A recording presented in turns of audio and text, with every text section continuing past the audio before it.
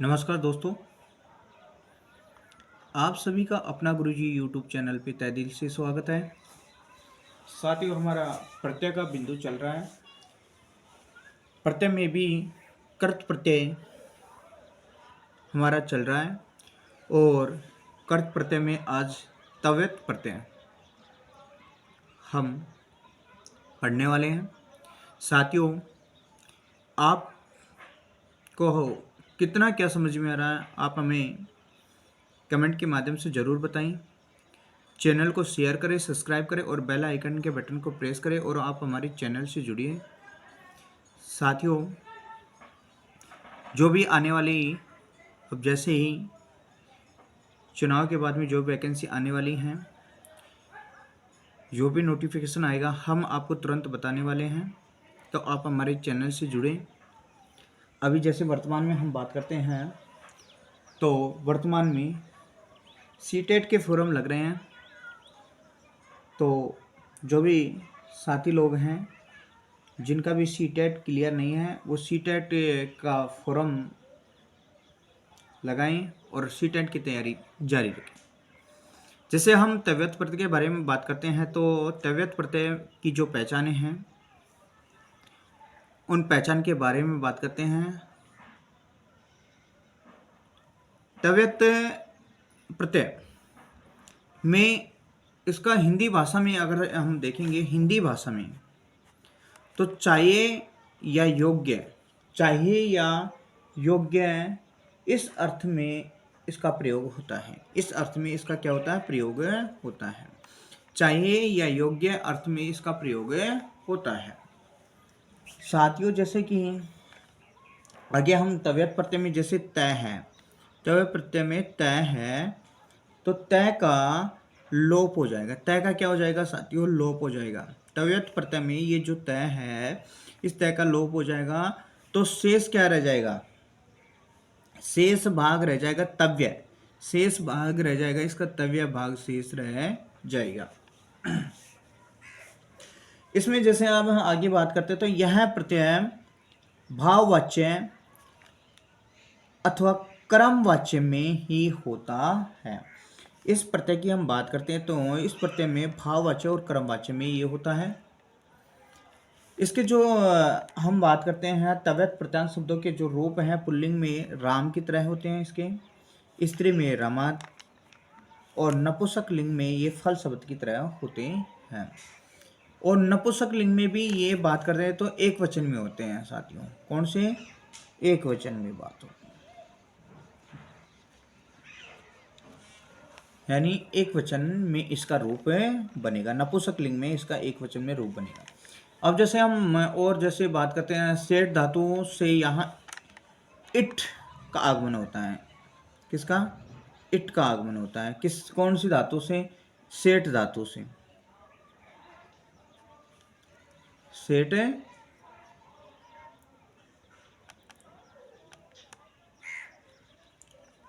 धातु से, जो सेठ धातुएं हैं उससे इट का आगमन होता है। यहाँ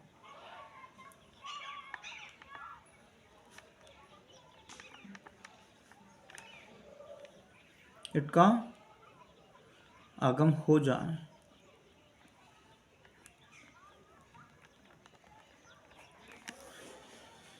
और इसमें आर्ध धातु होती है। इसमें कौन सी धातु होती है, आर्ध धातु होती है। इसमें आर्ध धातु है ये।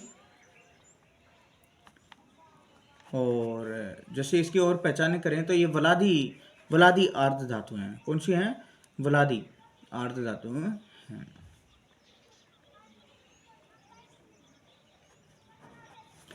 तो ये इसकी पहचान है साथियों। तव्यत प्रत्यय में आप सीधे तरीके से ध्यान रखना, तव्यत में तव्य शेष रहता है। सब जो भी धातु शब्द हैं उन शब्दों के पीछे में आपको तव्य शब्द मिलेगा, नपुंसक लिंग एक वचन में मिलेगा। आपको इतना ध्यान में रखना है, ज़्यादा नहीं। सीधे तरीके से हम अगर बात करें तो तव्यत प्रत्यय में जो धातु शब्द हैं उनके पीछे तव्य शेष मिलेगा, नपुंसक लिंग एक वचन में मिलेगा। अब हम इसके रूप देख लेते हैं, जैसे उदाहरण देख लेते हैं। तो उदाहरणों से पता चल जाएगा कि भाई हाँ, ये क्या हमने जो पहचान पढ़ी है वो पहचान सही है क्या। तो जैसे हम पहचानों के बारे में आगे बात करते हैं और इसके उदाहरण देखते हैं, तो उदाहरणों से पता चल जाएगा। जैसे हम धातु लेते हैं, पठ धातु। पठ धातु का मतलब होता है पढ़ना। तो यहाँ प्रत्यय हमारा तव्यत, प्रत्यय कौन सा हमारा? तव्यत प्रत्यय। तो तव्यत प्रत्यय में जैसे हम रूप चलेंगे तो इसमें तव्य शेष रह जाएगा। तो पठी तव्य क्या बन जाएगा भाई? पठी तव्य, ये पुल्लिंग में बन जाएगा। स्त्रीलिंग में अगर इसका रूप देखेंगे तो पठितव्या, और नपुंसक में इसका जो रूप बनेगा पठी तव्यम, इसका ये रूप में बन जाएगा। तो तव्य, तव्या, तव्यम, तव्य, तव्या, तव्यम, आप देख लीजिए बिल्कुल साफ बन रहा है इसका। जैसे रक्ष धातु हम लेते हैं, कौन सी धातु? रक्ष धातु। तव्यत प्रत्यय लेते हैं, तो इसका रूप क्या बनेगा?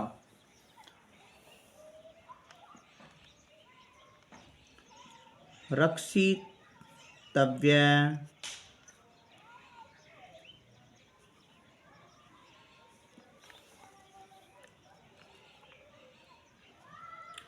रक्षी तव्या और रक्षित तव्यम, ये ऐसे ही इसका रूप है बनेंगे।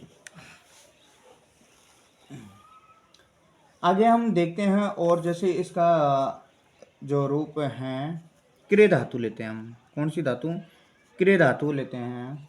तो क्रिय धातु में इसका जो रूप तव्यत प्रत्यय का जो रूप बनेगा, तो क्या बनेगा? क्रि से कर्तव्य, क्या बन गया भाई? कर्तव्य, कर्तव्य इसका रूप।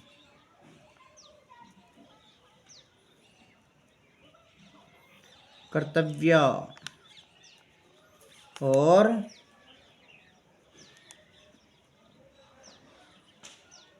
कर्तव्यम, ये इसका रूप बना।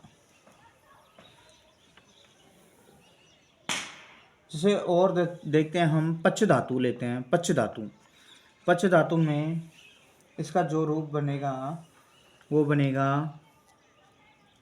वो पक्तव्य,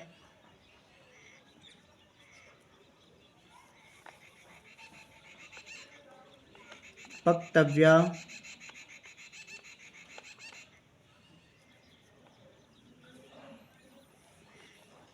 और पक्तव्यम।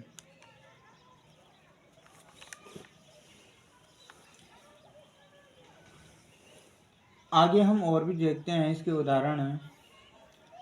तो ग्रह धातु लेते हैं हम। ग्रह धातु में हम तव्यत प्रत्यय अगर जोड़ते हैं तो क्या बनेगा? गृहीतव्य,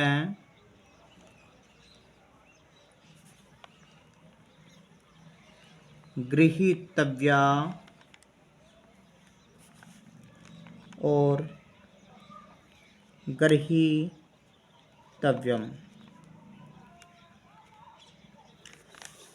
तो साथियों, ये इसके रूप बन रहे हैं।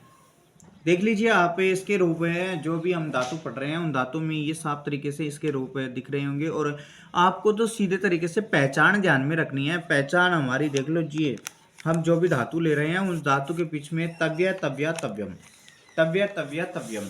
तो देख लीजिए, हम जो भी उदाहरण, रक्षितव्य, कर्तव्य, पक्तव्य, गृहीतव्य, मोदितव्य, सहितव्य, क्रोधितव्य, लप्तव्य, श्रोतव्य, पातव्य, हंतव्य। तो आप और भी जैसे एक धातु और देख लेते हैं हम, दृश्य धातु, देखना। तो दृष्टव्य, दृष्टव्य बन गया ये साथियों। द्रष्टव्य,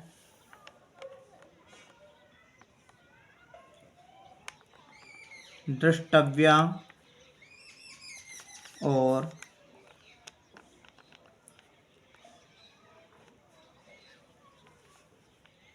द्रष्टव्यम। तो आप देख लीजिए, इसमें उदाहरण में बिल्कुल साफ साफ दिखाई दे रहा है कि ये तव्य, तव्या, तव्यम। तो ये तव्य प्रत्यय की सीधी सी पहचान है। यानी जो भी हम धातु पढ़ रहे हैं, पठ, रक्ष, कर्तव्य, पच, ग्रह, दृश्य, इनमें धातु के अंत में तव्य, तव्य, तव्य, तव्य, तव्य, तव्य है। स्त्रीलिंग में तव्या, तव्य, तव्य आएगा और नपुंसक में तव्यम आ जाएगा। तो साथियों, ये आपको कितने क्या समझ में आ रहे हैं, आप हमें कमेंट के माध्यम से बताइए। मिलते हैं हम अगले वीडियो में। वंदे मातरम, जय हिंद।